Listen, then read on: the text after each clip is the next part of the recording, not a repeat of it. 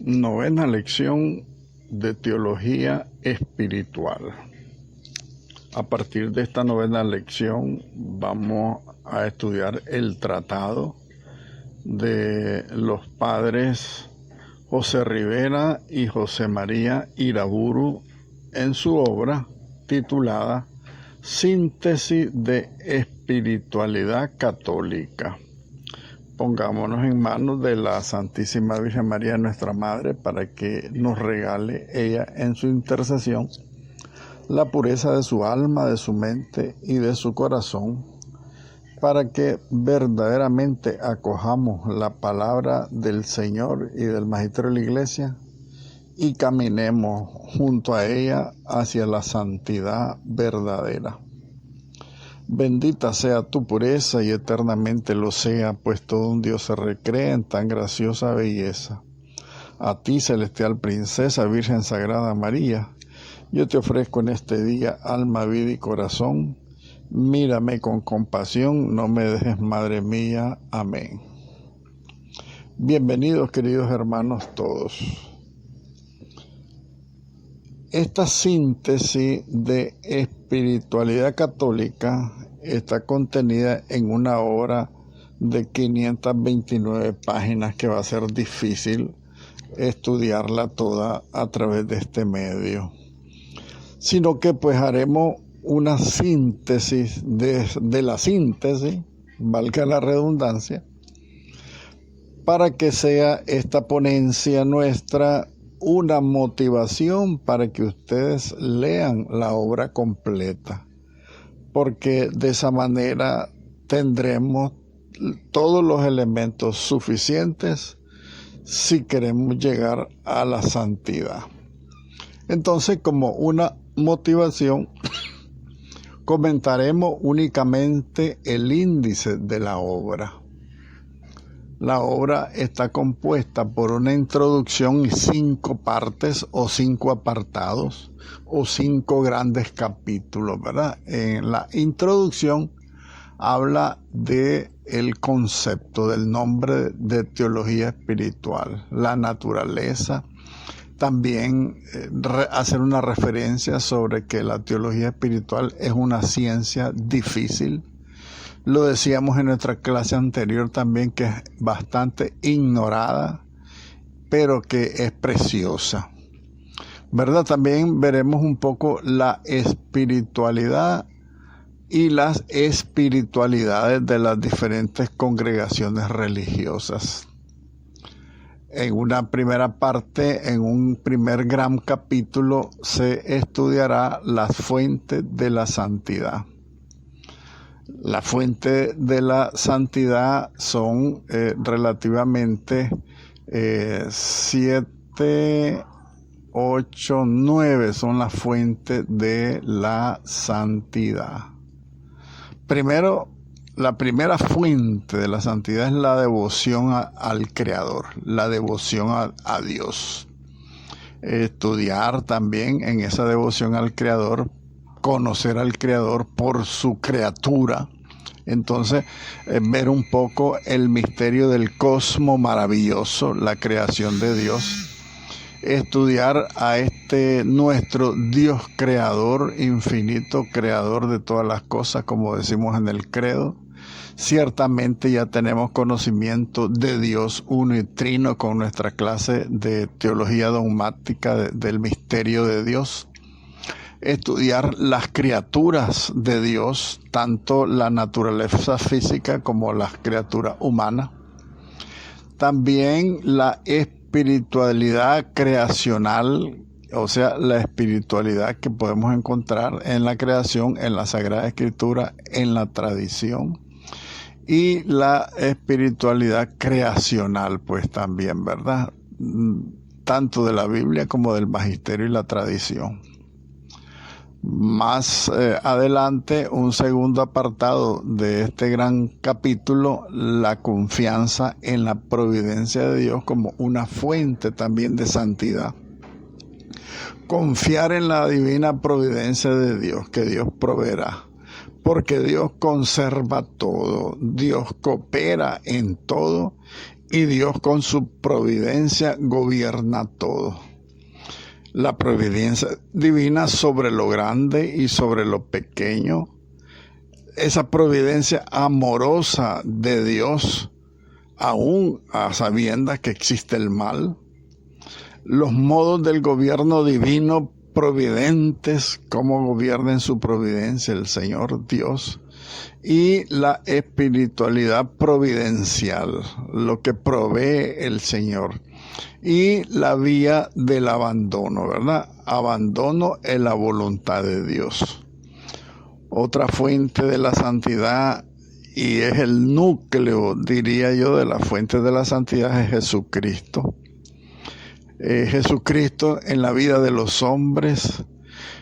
¿Cómo conocer a Jesucristo? Ciertamente nosotros ya estudiamos en la cristología a Jesucristo, el Verbo de Dios encarnado. Jesús ante los hombres en la Sagrada Escritura, en los Evangelios. El hombre Cristo Jesús, el Cristo histórico, el Jesús histórico. Jesucristo también el Hijo de Dios, la naturaleza divina de Jesucristo. También en la cristología introducirnos en la pasión de Cristo, en el signo de la cruz y en su glorificación a través de la humillación. Y también una vez Cristo resucitado, nosotros los cristianos vivir en Cristo y en primer lugar amar a Cristo como a Dios, sobre todas las cosas, con todas las fuerzas, con todo el alma, con todo el corazón. Cuarta fuente de la santidad es el don del Espíritu Santo. Cuando estudiamos el tratado sobre el Espíritu Santo, tenemos que ver este Espíritu Santo, ¿verdad?, como un don divino, el don del Espíritu de Dios, la divina presencia creacional y la presencia de la gracia. Recordemos que el Espíritu Santo es el que obró la creación de toda la naturaleza creada y todos los hombres. Y también el Espíritu Santo es el santificador, entonces la presencia de la gracia a través del don del Espíritu Santo. Los primeros acercamientos de Dios, el templo, la presencia espiritual, Jesucristo que es la fuente del Espíritu Santo, Jesucristo que es templo de Dios. Estamos hablando del Cristo histórico, porque en el Cristo histórico está la persona del Verbo, la segunda persona de la Santísima Trinidad. También la Trinidad divina en los cristianos, la inhabitación de la Trinidad en los cristianos según la tradición de la Iglesia. Una síntesis teológica también dentro del don del Espíritu Santo, la Eucaristía y la inhabitación de Cristo en nosotros, la inhabitación del Espíritu Santo, la inhabitación del Padre, o sea, en síntesis, la inhabitación de la Santísima Trinidad en los cristianos, y la espiritualidad que debemos de tener nosotros en el conocimiento de esa inhabitación de la Trinidad en nosotros. Otra fuente de la santidad es la Iglesia. Veremos un poco una síntesis sobre la Iglesia de los apóstoles, la fe en Jesucristo, la fe de la Iglesia y la palabra de Dios, la comunión de los santos, la Iglesia de los sacramentos y también los hijos de la Iglesia como pueblo de Dios y los hijos de Dios, pues a través de la Iglesia por medio de los sacramentos, en primer lugar el bautismo. La sexta fuente de la santidad es la Santísima Virgen María. María nuestra Madre, Madre de la Divina Gracia, María Virgen, Madre, tipo de la Iglesia, o sea, la primera cristiana, y a través de la Iglesia la devoción a la Santísima Virgen María y la oración a la Santísima Virgen María, ¿verdad? En primer lugar, la liturgia y el Santo Rosario. Otra fuente de la santidad es lo sagrado, ¿verdad? Lo sagrado natural, lo sagrado que tienen los judíos y que nos heredaron a los cristianos. Por nuestra parte, lo sagrado cristiano, la teología de lo sagrado, la disciplina eclesial de lo sagrado, también una breve reseña de la secularización y la descristianización y la desacralización que vivimos en este mundo secularizado, y también la espiritualidad cristiana de lo sagrado. Un último elemento que es fuente de la santidad es la liturgia, en el concepto que sabemos y hemos estudiado sobre el tema de la liturgia, que Jesucristo es el sacerdote eterno, es el sumo y eterno sacerdote.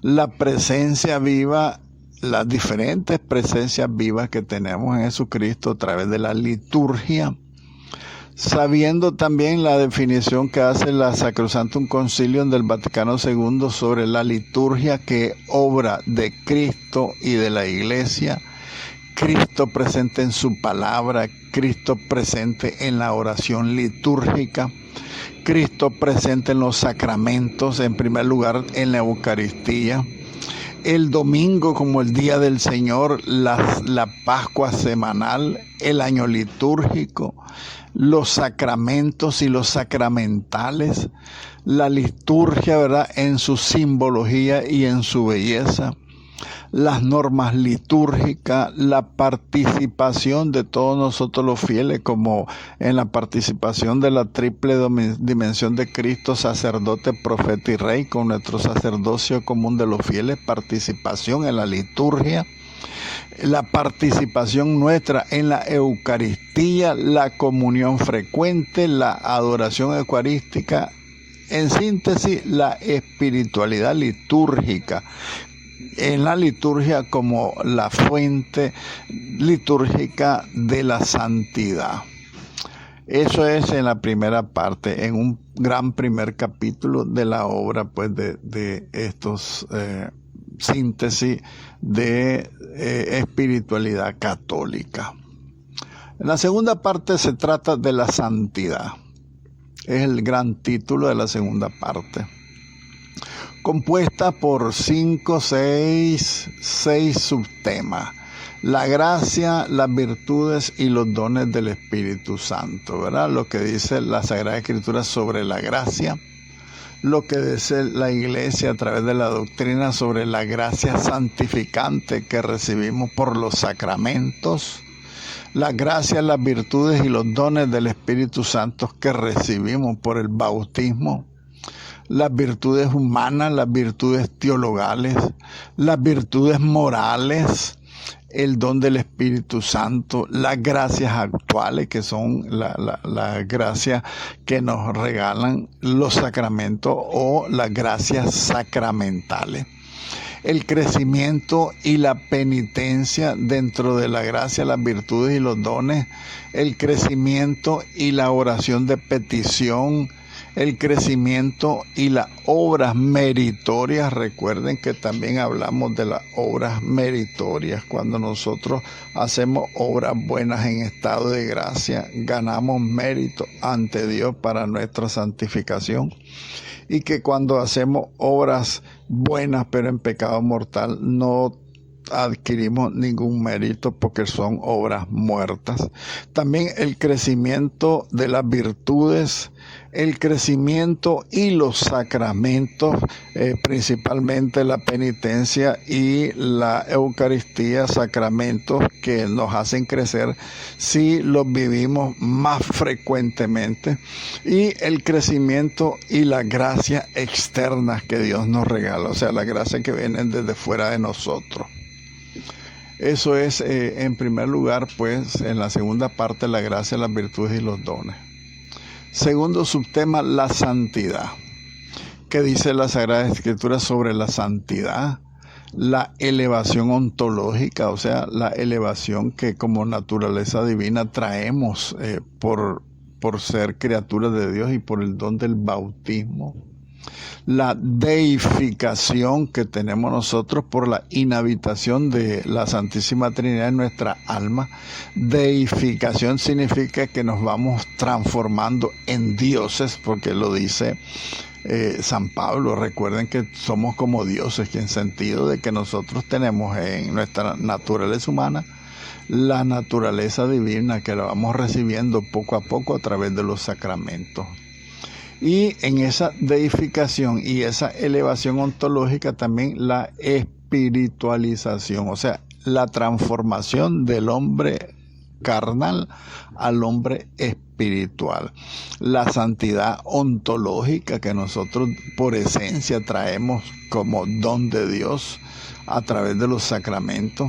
La santidad psicológica y moral, porque tenemos con el refuerzo de las virtudes teologales fortalecidas, pues toda nuestra santidad psicológica y moral humana. La santificación de todo el hombre, somos santos pero no somos ejemplares. También el menosprecio de la santidad y también por otra parte el amor a la santidad, que son dos contradicciones que realmente se dan en nuestro mundo cristiano. Un tercer subtítulo de la segunda parte es la perfección cristiana.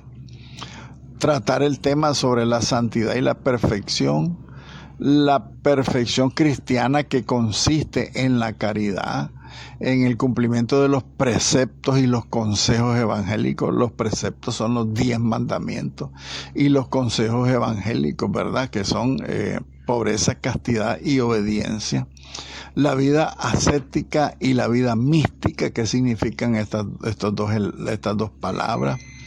La perfección cristiana, que está solamente en la vida mística, o sea, si nosotros vivimos el misterio, la palabra mística significa vivir en el misterio de Dios, entonces que la perfección cristiana se obtiene solamente a través de la vida mística, y de la cual todos estamos llamados a la perfección y a vivir en la mística, y que todos también estamos llamados a esa vida mística. Todos estamos llamados a la contemplación mística, a la contemplación del misterio divino. Eso quiere decir la mística, es el misterio divino. Un cuarto elemento de la segunda parte sobre el tema de la santidad es la vocación. El llamado que Dios nos hace a todos, por supuesto, ese significa el concepto de vocación. La vocación humana y cristiana, somos llamados. La palabra vocación significa llamado. Somos llamados a la existencia humana y somos llamados a la vida cristiana. La elección que ha hecho Dios de nosotros y la que nosotros hemos hecho de Dios. La llamada que nos hace Dios como vocación propiamente dicha a la santidad. Y dentro de todas estas llamadas, la primera es Cristo, que nos llama a la santidad. Recordemos el texto, ¿verdad? El Evangelio: sean santos como vuestro Padre del cielo es santo. Entonces, la vocación a la santidad, la respuesta afirmativa o negativa que podremos dar a esa llamada, a esa vocación a la santidad, y algunos errores que se dan también en esa vocación a la santidad. En esta segunda parte también hay otro subtema, que es la fidelidad a esta vocación. En primer lugar, la vocación, ¿verdad?, cristiana, la vocación humana, y también la fidelidad a la vocación. Debe haber una unidad de las vocaciones cristianas. Todos estamos llamados a una misma santidad.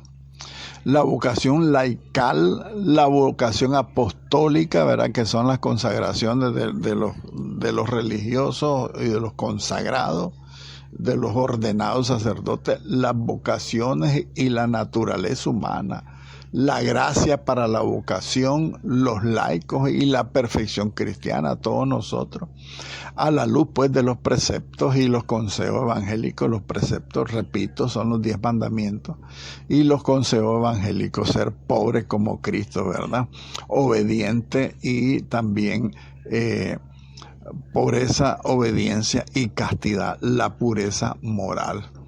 También en esta fidelidad a la vocación, hacer un discernimiento vocacional, que es el periodo de noviciado o de seminario que tienen los que se van a consagrar. La fidelidad respectiva y la fidelidad preservante, o sea, la perseverancia en la fidelidad. Un sexto elemento sobre este segundo capítulo sobre la santidad habla de la gracia y de la libertad como final de la santidad, o de la segunda parte, que es la gracia y la libertad. En el conocimiento de que somos libres, no necesitamos gracia, dice el pelagianismo, pero realmente sí necesitamos la gracia. Pero la gracia no menoscaba la libertad, porque nosotros somos libres de aceptar o rechazar la gracia. Porque dicen el pelagianismo dice que no necesitamos la gracia. El voluntarismo, o sea, el concepto de voluntad y de libertad, no somos libres, necesitamos la gracia para ser libres, ¿verdad? Y eso dice el luteranismo, ¿verdad? Que no somos libres, pero que realmente sí somos libres. El quietismo, que otro error de la libertad, ni somos libres ni necesitamos gracia, dice la incredulidad moderna, y ese es un error. El quietismo, yo no hago nada porque no me sirve para nada, eso es una incredulidad o un secularismo que se quiere sacar a Dios de la vida del ser humano. Somos libres, realmente un poco la definición, y también un poco la definición de que sí necesitamos la gracia, y que también en contra de los protestantes sí nosotros necesitamos la fe y las obras, porque dicen los luteranos que solo la fe salva sin las obras, y es un error. La fe sin obras es una fe muerta. Entonces también reflexionar sobre la gracia y la libertad. Ciertamente necesitamos la gracia, pero Dios no desdeña nuestra libertad. Somos libres para recibir o rechazar la gracia. Entonces, para finalizar este segundo apartado de la santidad, vivir según la gracia de Cristo. ¿Y qué he de hacer, Señor, para ganar la vida eterna? Le pregunta a Jesucristo el joven rico. ¿Qué debo hacer, Señor, para ganar la vida eterna, verdad? Vivir según la gracia de Cristo. Y también un poco la infancia espiritual, significando esta infancia espiritual los primeros pasos hacia la verdadera santidad, la verdadera entrega. Bien, una tercera parte, un gran tercer capítulo de esta obra de la síntesis de espiritualidad católica es la lucha contra el pecado. Si bien es cierto, ya hemos analizado nosotros en apartados teológicos el sacramento de la penitencia, el pecado en el estudio de la moral cristiana. Sin embargo, se va a hacer una reflexión en esta tercera parte sobre la lucha contra el pecado, conociendo un poco la definición de pecado en el Antiguo Testamento, el pecado en el Nuevo Testamento, lo que es el pecado, el concepto de pecado, la universalidad del pecado, empezando con el pecado original, y también el pecado mortal y el pecado venial, una evaluación subjetiva del pecado concreto, los efectos que produce el pecado en el alma que comete esos pecados, las pruebas y las tentaciones que pasamos en la vida, esa lucha contra las tentaciones, el combate espiritual que decía San Pablo, ¿verdad? Y también la fase purificativa, que es la fase de el no pecar, cuando nos disponemos verdaderamente en un proceso firme de conversión a purificar el alma y decir hasta aquí nomás, no volver a pecar más. La compunción, que es un poco el arrepentimiento, el dolor de los pecados, el remordimiento, diría yo, y también finalmente entre el don y el perdón de Dios, que son dos elementos que se reciben en el sacramento de la penitencia. El don, que es la liberación del pecado y de la muerte y de la esclavitud del pecado, y también el perdón de Dios, que Dios se reconcilia con nosotros a través del sacramento de la penitencia. En esta tercera parte, un segundo elemento, entonces, el primero es el perdón, el segundo es la penitencia. La penitencia en la Sagrada Escritura, en la Biblia, en la Iglesia antigua, en la teología protestante, en la doctrina católica, la virtud de la penitencia, que es una virtud de esfuerzo para no cometer pecado, el examen de conciencia, la contrición y la atrición. Es un elemento importantísimo reflexionarlo, porque recordemos que la contrición es un arrepentimiento a través de un acto de perfecto amor a Dios que te borra el pecado, y que la atrición es un temor de haber ofendido a Dios, un arrepentimiento. La atrición es un arrepentimiento de haber ofendido a Dios por principalmente el temor a la condenación, y también por respeto a la iglesia, pues que con el pecado mortal también la ofendemos. Entonces la atrición está contenida en ese dolor de los pecados para no ofender a la iglesia. Recuerden que la contrición es solamente un amor perfecto a Dios. La atrición puede ser por arrepentimiento, por miedo a la condenación, por no ofender a la iglesia, porque nuestra familia tiene derecho a que vivamos en gracia de Dios. Entonces la atrición, nos sirve para reparar, pues, ¿verdad?, esos pecados cometidos que van en contra de la iglesia, en contra de nuestra propia familia. También dentro del sacramento de la penitencia, el propósito de enmienda quiere decir no volver a cometer el pecado, la reparación del daño hecho, eso es el propósito de enmienda. La expiación, o sea, el pagar la penitencia, eso es la expiación. Expiar los pecados es pagarlos, como el delincuente que paga el delito con la cárcel. Entonces eso es la expiación. Las penas que tenemos que pagar de la vida, en la vida, ¿verdad?, en esta vida, y las penas sacramentales que cometemos, las penas procuradas, o sea, las mortificaciones, o sea, las penas que nosotros adquirimos a través de nuestra vida, ¿verdad?, que son mortificación. ¿Por qué decimos mortificación? Porque todas esas penas nos van matando el cuerpo y el alma. La oración, el ayuno y la limosna dentro de la penitencia, en primer lugar, cuaresmal, y cómo vivimos un poco en el hoy la penitencia. En esta tercera parte también, en la lucha contra el pecado, vemos el tema del demonio. Si bien nosotros deberíamos haber estudiado los ángeles y los demonios en una asignatura teológica que la podríamos llamar la angelología, que es el estudio de la naturaleza angélica, en la cual están incluidos los ángeles y los demonios. Entonces, el tema del demonio, en primer lugar, en la lucha contra el pecado, el origen del mal, el diablo en el Antiguo Testamento, el diablo en el Nuevo Testamento, los errores contra esta doctrina del demonio, qué dice la tradición y el magisterio de la Iglesia.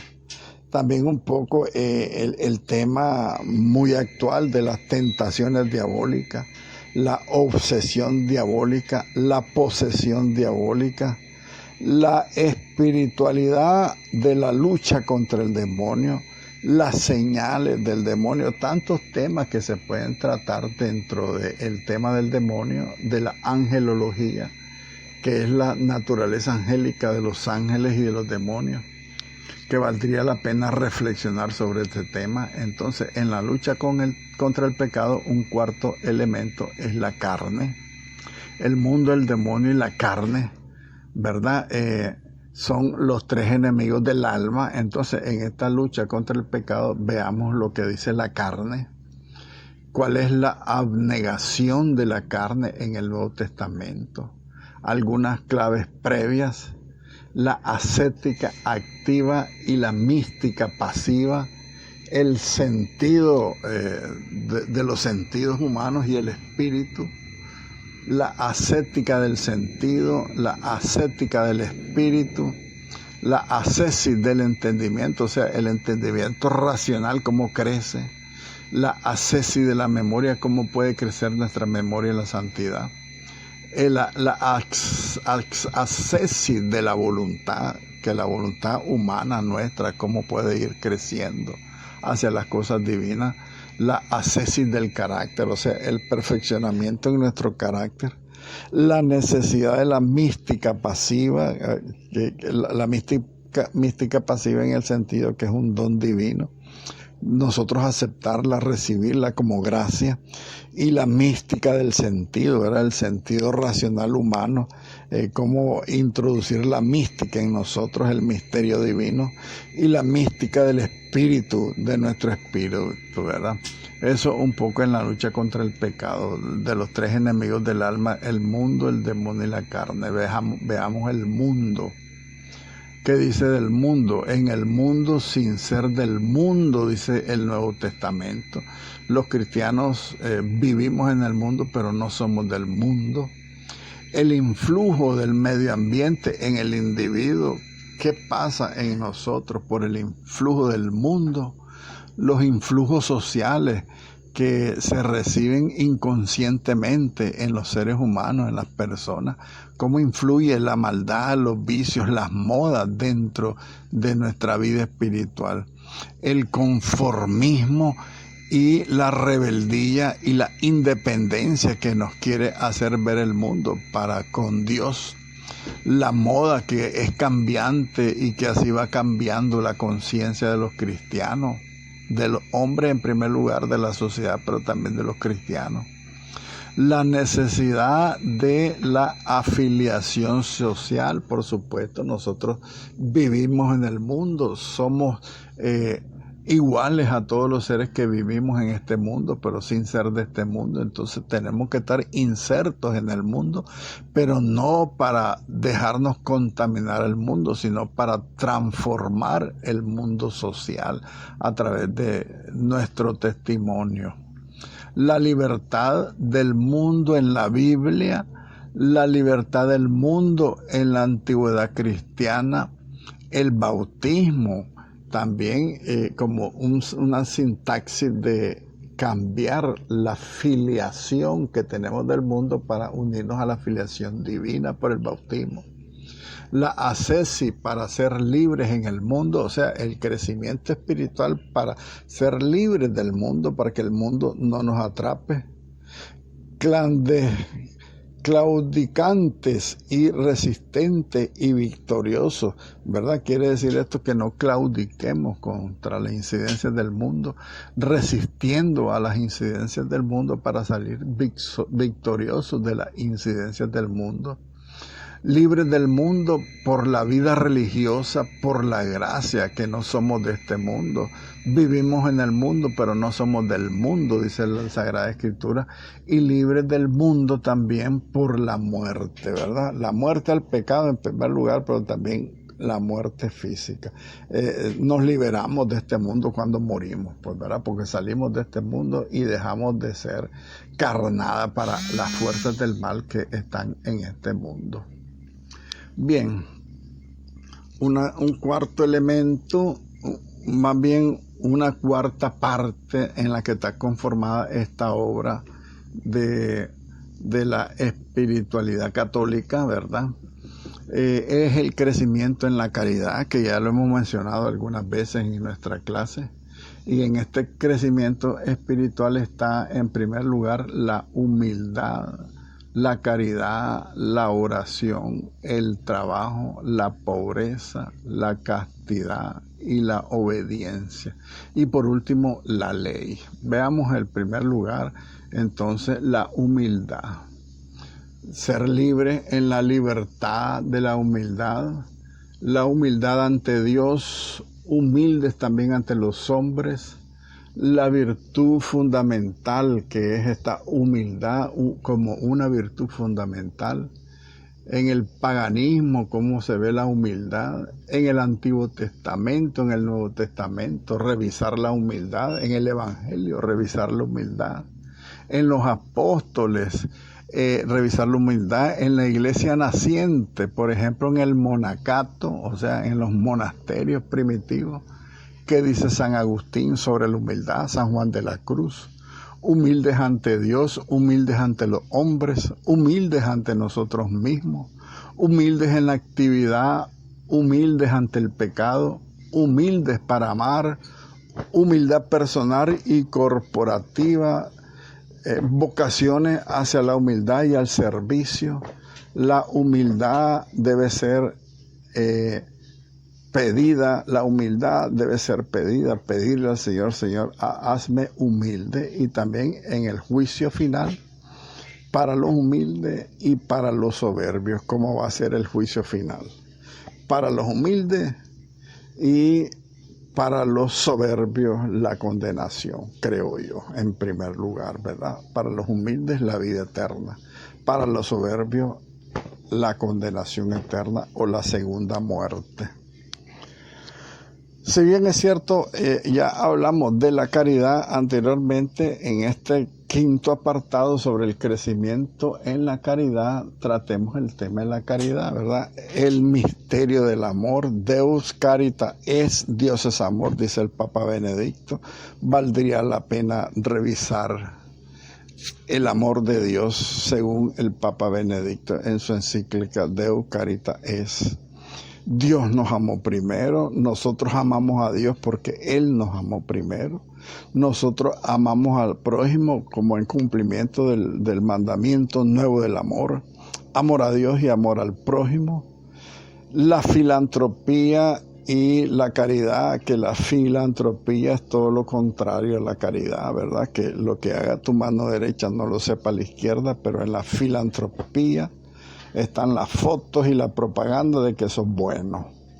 La virtud de la caridad como una virtud teologal dada por Dios. ¿Cuáles deben de ser las cualidades de la caridad al prójimo? La universalidad de la caridad, amarnos a todos, amándonos todos.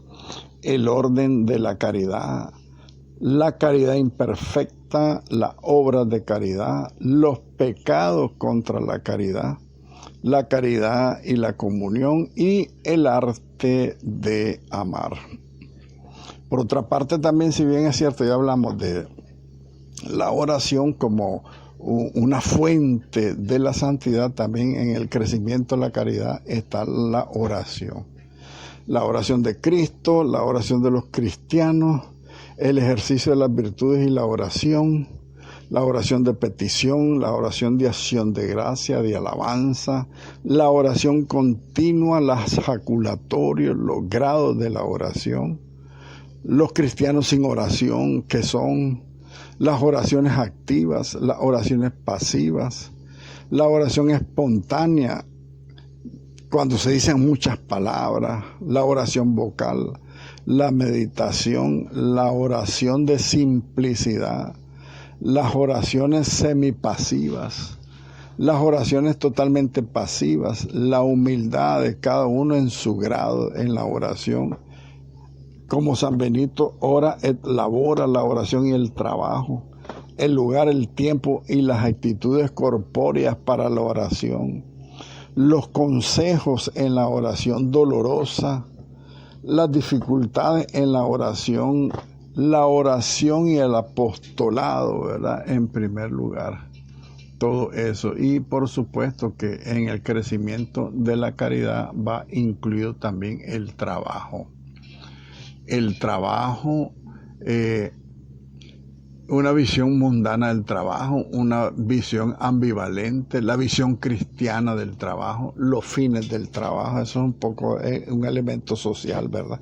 La espiritualidad del trabajo, los errores y los males en el mundo del trabajo, hay mucha maldad en el trabajo, la evangelización del trabajo mundano y la cruz del trabajo. Pero finalmente también la alegría del trabajo, porque al final dice la Sagrada Escritura que el trabajo dignifica a la persona. También parte de los consejos evangélicos, la pobreza, la revelación de la pobreza, la bienaventuranza de los pobres en el espíritu, la otra contrabienaventuranza que hay de ustedes los ricos, el peligro de las riquezas, los valores de la pobreza evangélica, la medida de la pobreza, la limosna, la pobreza, la ignorancia y la pobreza en el tener la austeridad en usar los bienes materiales. Dentro de la pobreza, la ayuda a la iglesia. Aquí dice el diezmo, pero recuerde que el diezmo en la iglesia es voluntario. También dentro de este apartado está la castidad, la obediencia y la ley. La castidad de todo ser humano, de todo hombre cristiano. La castidad en todos los estados de vida, en la soltería, en el matrimonio, en el celibato sacerdotal, en la virginidad por el reino de Dios, en las consagradas, ¿verdad? La castidad que sí es fácil, que sí no es fácil. Cristo célibe, esposo de la iglesia, el celibato cristiano.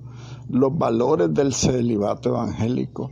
La fecundidad de la virginidad como modelo, la Santísima Virgen María, siempre virgen y fecunda. Cómo vivir la ascética en el celibato. El significado escatológico del celibato. El premio del celibato ante Dios, ¿verdad? Otro elemento de este apartado es la obediencia y la desobediencia, ¿verdad? La salvación por la obediencia en Cristo, la obediencia a los hombres como el Señor, ¿verdad? La obediencia y la humildad, la obediencia y la fe, la esperanza, la obediencia y el amor, la obediencia y el sacrificio y el apostolado, la primacía de la obediencia, obedecer a Dios antes que a los hombres, los que obedecen al mal, todos los que obedecemos al bien, y la ascesis diaria para todos en la obediencia, o sea, crecer en obediencia a todos, ¿verdad? Y en primer lugar, la obediencia en la dirección espiritual. Este es grande, miren ustedes, este es enorme. Y finalmente, para esta cuarta parte, pues la ley. La ley de Moisés, la ley de Cristo, las leyes de la iglesia, la obediencia a la ley de la iglesia, la obediencia a las diversas leyes espirituales, la ley ontológica determinantes y prácticas, o sea, la ley natural, algunas notas, digámoslo así, sobre la obediencia espiritual a las leyes, en primer lugar de Dios.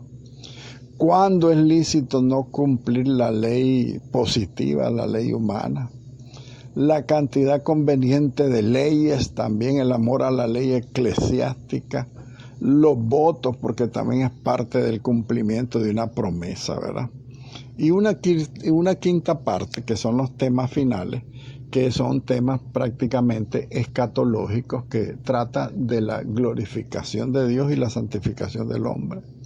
El pecado, la soteriología, la doxología, la gloria de Dios en Israel, la gloria de Dios en Jesucristo, la gloria de Dios en la iglesia, la recta intención, la gloria de Dios en la vida ordinaria, la gloria de Dios en la liturgia, en la oración, en el sacerdocio ministerial, la gloria de Dios en el matrimonio, en los religiosos, en el apostolado laical, en la beneficencia social, donde está la gloria de Dios, en la enfermedad, en el martirio, en la muerte, donde está la gloria de Dios, en la alegría, hacia la plenitud del cielo. Ahí está la gloria o la glorificación de Dios.